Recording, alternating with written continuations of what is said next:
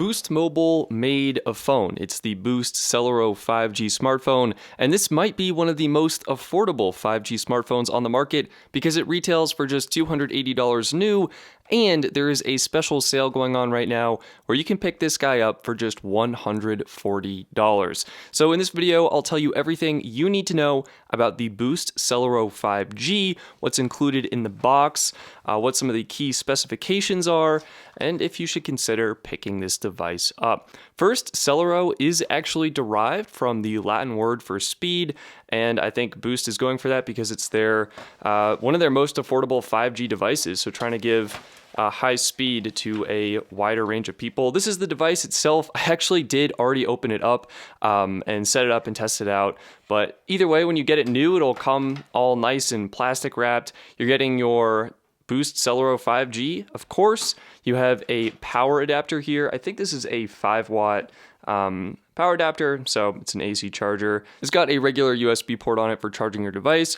Also included is a charging cable. What is nice is the device uses USB Type-C, which I appreciate, and that's basically all you get in the box. You do get a quick start guide, which I will just quickly show you here, and you can see everything that's included. It's got kind of dishes, red branding, and gives you an overview of the device. It gives you some additional information. So let's put this aside and take a closer look at the Celero 5G itself. Now, initial impressions of the device are that it is very big and very tall. It's got that thin, narrow design, and it looks like it might be taking some design cues from another familiar brand. Taking a look at the hardware here, you do have what looks like a quad camera system on the back. It turns out that there are 3 cameras here.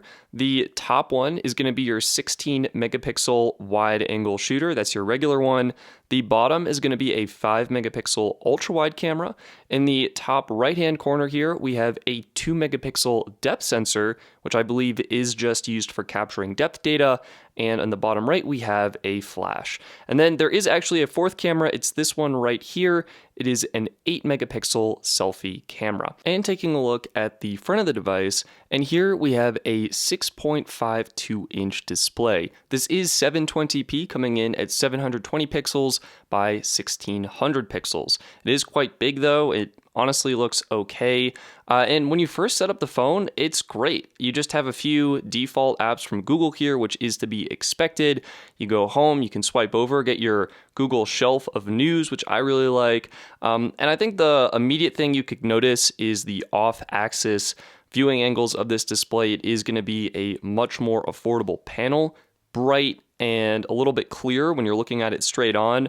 Off-axis, you're really seeing it dim out, the colors become desaturated. So that is something to expect with a more entry-level and budget smartphone. In terms of the performance, I think it's okay. I think it's going to get the job done for a lot of people. It doesn't feel too slow. And as you're like moving between different apps and stuff, I think it's going to be fine. The camera is something I definitely noticed felt a little bit slower, both when turning on and switching between lenses. So I'll just show you here. This is the camera. Looks fine. If I tap 0.5, there is just a pretty big delay, in my opinion, when you are switching between those different cameras. And if I compare the Celero 5G to a phone that costs 7 or 8 times as much, you can see how quickly the iPhone is able to switch between the different camera modes, and the off-axis viewing is great. You can still see the screen as you tilt it around, unlike the Celero 5G. So that's going to be kind of typical differences between a more entry budget level phone and one of the higher end flagships. But for most people, I think the performance is going to be fine when you're swiping around the interface or switching between apps like the calculator and maybe the clock. Like, the performance is fine, okay? It's rocking a MediaTek MTK 5G-C processor, which is powering this experience. It's not going to be the fastest chip in the world, but it is going to get the job done, I think, for those everyday tasks.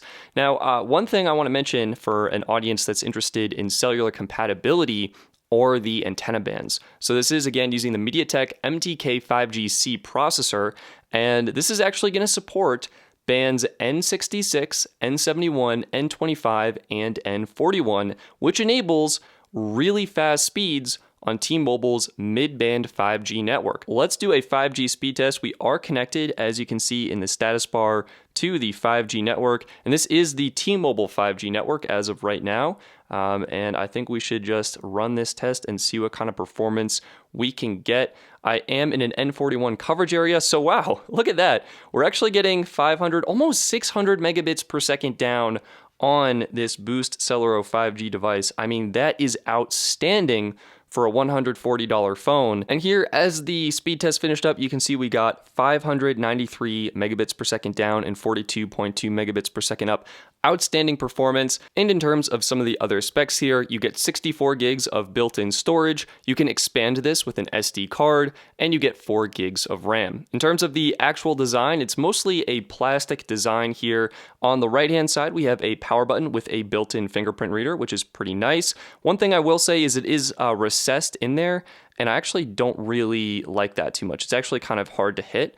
So you can tap on it and unlock it. That works really well. But in terms of actually pressing the button, it's just so flat with the edge of the phone that it's a little bit harder to hit. If you take a look at the volume rocker, for example, that protrudes, and that's much easier, in my opinion, to click and feel. So I like the volume rocker. Power button I wish was a little bit different. On the left-hand side, we have our SIM tray and micro SD card slot. Nothing else. On the bottom, you have USB Type-C, a headphone jack, which I think a lot of people will enjoy, and is a great feature of budget phones. And you have your speaker, and I think that's honestly it. That's everything you have about this device and the hardware. Now, a few other things you are probably wondering. It works with T-Mobile's 5G.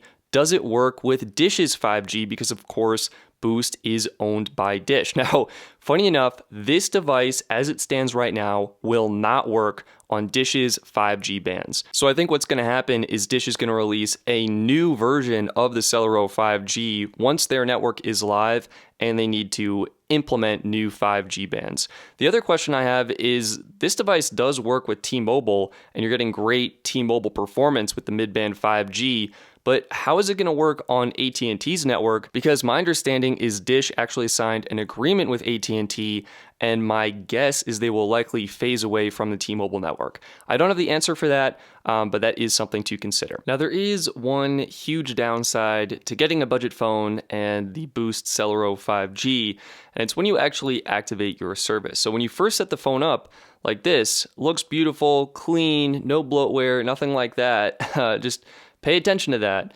When you insert your Boost 5G SIM card, and this is actually using the T-Mobile network, and you can see the SD card slot there, but when you insert it into the phone, your phone will restart, and when it boots up, it might look a little different. Okay, well, I couldn't explain it, but this time when I set up the phone, everything was fine, and I didn't get the bloatware. But if we look back at the original footage I took before I lost the footage and the rest of it was corrupted, you can see the wallpaper changed. There was tons of bloatware and apps on the device, and it really made for a poor experience. I had to go through, deliberately remove apps, remove pre-installed games, and remove what basically felt like ads and bloatware on my new device. So I wasn't feeling super happy about that, and I know that can be a common experience with some of these more entry-level devices. But either way, for $140, I appreciate what Boost is doing. I think it's a cool product, and honestly, what I'm more interested in is their plans. Boost just started launching more affordable annual plans, which you can find on their special website, myboostmobile.com, and they just launched a $25 12 gig plan, which is an annual plan and is honestly a decent value. So I'm excited to see what Boost Mobile does in the future. Either way, that's it for this video. Click the like button if you found it helpful. You can find a link to the Celero 5G in the description if you're interested in checking it out for yourself. I'm Stetson. Thank you so much for watching, and I'll see you next time. Peace.